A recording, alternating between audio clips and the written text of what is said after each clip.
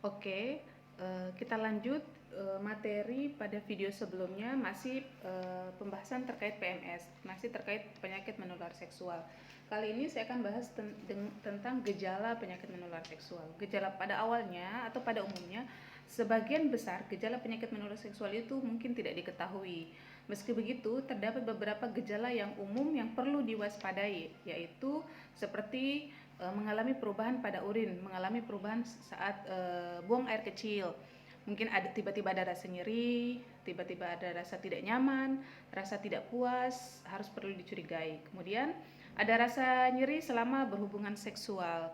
Jadi selama berhubungan seksual selalu merasa nyeri. Kemudian ada kutil atau memar di daerah alat reproduksi, di daerah kelamin ya, di daerah kelamin. Berarti di daerah penis ataupun di daerah vagina itu ada kutil yang tumbuh seperti tadi yang jenis PMS yang telah saya jelaskan pada video sebelumnya, itu kutil kelamin, atau ada memar, ada kayak merah-merah di sekitar kelamin. Kemudian sakit nyeri panggul atau nyeri perut bagian bawah. Kemudian misfi, terasa panas dan gatal. Kemudian pada wanita mengalami keputihan yang abnormal, artinya keputihan yang tidak normal. Jadi keputihan pada wanita itu sebenarnya normal. Semua perempuan normal itu pasti mengalami keputihan. Saat kapan tidak dinyatakan abnormal, yaitu pada saat keputihan itu terasa gatal, berbau busuk, kemudian jumlah yang keluar itu banyak sekali seperti buang air kecil. Kemudian keluarnya cairan dari Mr. P, dalam hari ini penis. Kemudian buang air kecil terasa menyakitkan atau panas.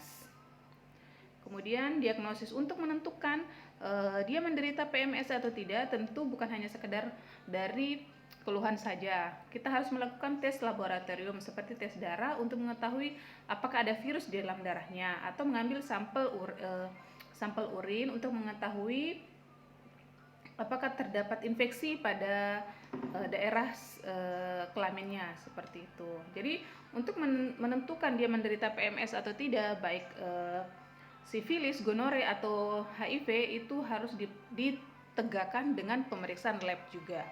Kemudian komplikasi penyakit menular seksual. Pada penyakit ini dia bisa menyebabkan berbagai macam komplikasi. Salah satunya yaitu nyeri panggul, komplikasi pada kehamilan. Jadi kalau misalnya PMS terjadi pada ibu hamil, itu bisa menyebabkan komplikasi kehamilan.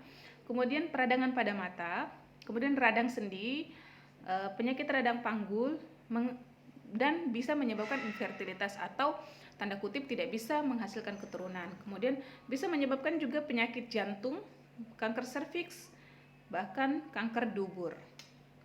Seperti itu. Kemudian pengobatan yang bisa dilakukan pada pasien-pasien penderita penyakit PMS ini, biasanya dokter akan menyarankan dua jenis pengobatan, yaitu adalah pengobatan antibiotik dan konsumin, obat antivirus. Kemudian antibiotik berfungsi untuk menyembuhkan infeksi menular seksual karena bakteri dan parasit, termasuk gonore, sifilis, chlamydia, dan trichomoniasis.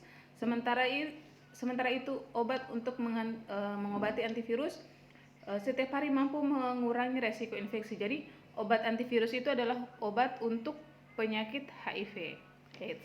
Kemudian pencegahan yang bisa dilakukan pada dari PMS ini yaitu dengan hindari berhubungan seksual yang pada pasangan seksual yang lebih dari satu. Jadi ya kalau sudah punya pasangan seksual satu, itu saja, tidak usah lagi berganti-ganti pasangan, mencari lagi pasangan di luar. Kemudian rutin menjaga kebersihan alat kelamin. Jadi untuk perempuan ini rentan, jadi harus sering-sering menjaga kebersihan daerah kelaminnya, menjaga kelembabannya, sering-sering kalau misalnya lagi menstruasi atau lagi dalam masa period, itu sering-sering mengganti dalaman. Kemudian selalu gunakan alat pengaman, ini tidak terlalu disarankan. Kemudian tentu menyuntikkan vaksinasi sebagai pertahanan, sebagai langkah untuk menjaga kekebalan tubuh tetap aman.